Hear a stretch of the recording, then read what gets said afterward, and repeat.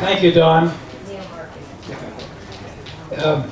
Don has reminded me that swimming was a fundamental qualification for floatplane pilots. I won't bore you with all the details, but I'll confess to flying a Wardair Otter, the Big Bend of the Coppermine River with Keith Diebel, one of the exploration companies, in which the dock was a typical drill rod into the ground and some planking above it. But what I didn't know from the previous season, that there'd been a dock, that the water was higher and there was drill rod below. So it very quickly punctured a couple of compartments on a Wardair Otter.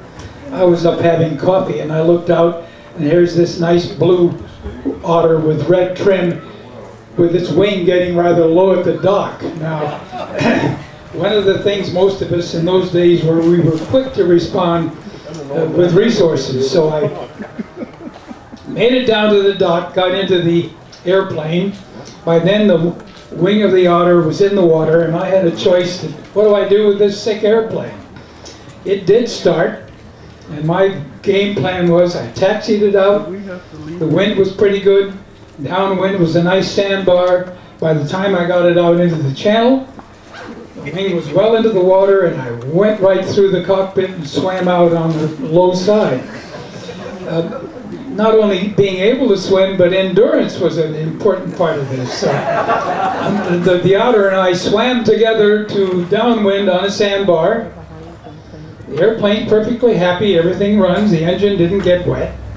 I got it up on the beach, and then I sat around and decided, typically, like Don had many times, what do we do?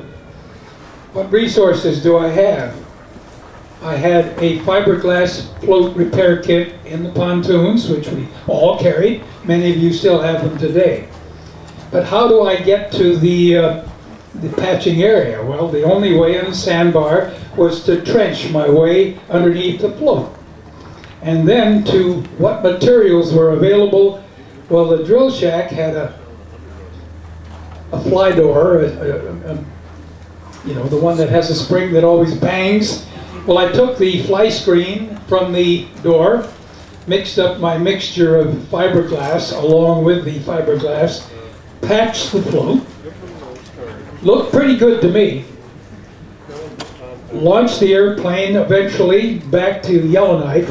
The interesting part of the story to me is the patch was so good it finished the entire season before we put a proper patch. Neil, where is he in the... Oh, Neil. Hey, would you come up and join us?